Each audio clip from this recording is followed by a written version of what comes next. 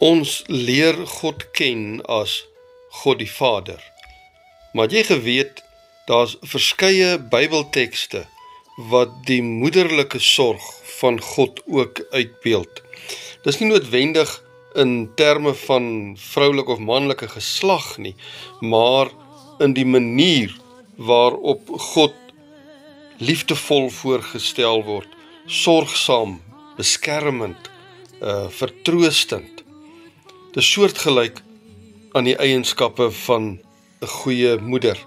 Kom ek gee gou vir jou 'n paar voorbeelde uit die Bybel uit.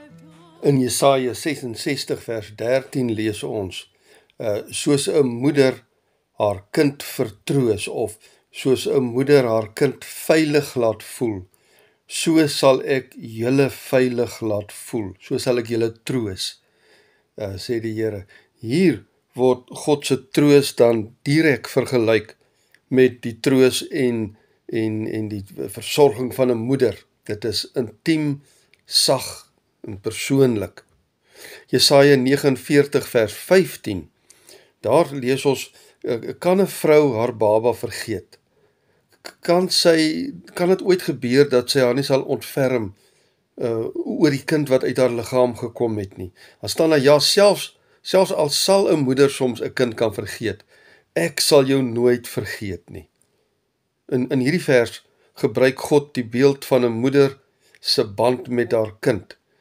Daai band om sy onfeilbare liefde vir ons te beklemtoon, wat selfs sterker is as die van 'n moeder.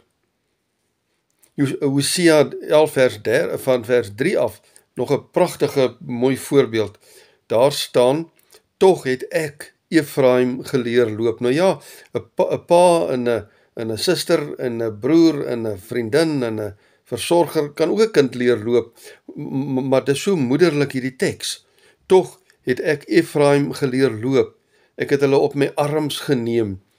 Ek het hulle met menslike toue, wat eintlik my arms is en my versorging, het ek hulle met bande van liefde teen my vasgetrek. Ek was vir hulle soos die wat 'n sware juk van hulle afgehaal het en neergegooi het. Ek het my neergebuig en ek het vir Efraim kos gegee.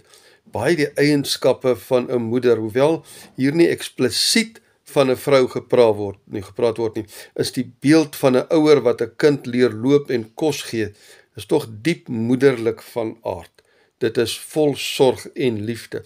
Jy het sekerlik ook al vir God so ervaar. Hier op Moedersdag kan ek dan nou weer vir jou vra, het jy ook al God se moederlike liefde en eienskap ervaar, soos wat jy, ek glo en vertrou, van jou eie moeder ook op 'n stadium in jou lewe al ervaar het? Dalk lewe sy nou nie eens meer nie, dalk mis jy haar nou ontsettend, of dalk lewe sy en dan kan jy net vir haar gaan sê, o, jy is vir my sommer 'n goddelike mamma, net soos God my dra en versorg, so doen jy ook. In Matteus 23 vers 37, daar sê die Here Jesus, Jerusalem, Jerusalem, hoe dikwels wou ek jou kinders bymekaar maak, soos 'n hen haar kuikens onder haar vlerke bymekaar maak, en julle wou nie. Hier gebruik die Here Jesus weer eens moederlike taal van 'n hen wat haar kuikens beskerm, om sy liefde en sy beskerming vir my en vir jou te beskryf. Psalm 131 vers 2 is nog 'n pragtige voorbeeld. Waarlik, ek het my siel, my gees, my binneste, my alles, het ek tot stilte en rus en kalmte gebring. Soos 'n kind wat gespeen word by sy moeder, so is my siel in my, hierdie groot tevredenheid. In hierdie vers is die beeld van rus en veiligheid by 'n moeder, word dit hier uitgebeeld.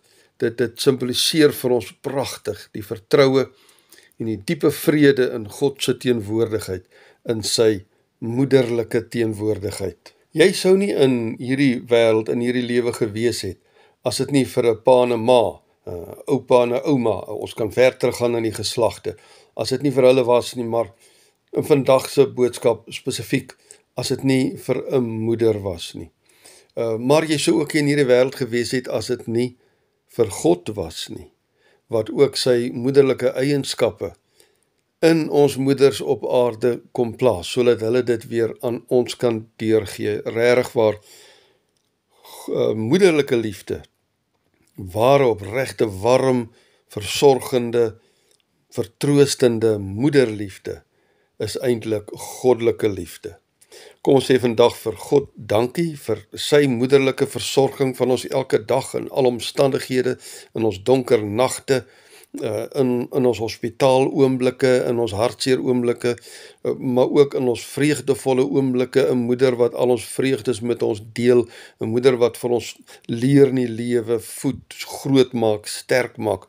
Ons sê vir hom dankie daarvoor, maar ons is ook vandag baie dankbaar vir die moeders in ons lewe, wat vir ons al hierdie goddelike liefde en versorging ook kom gee het.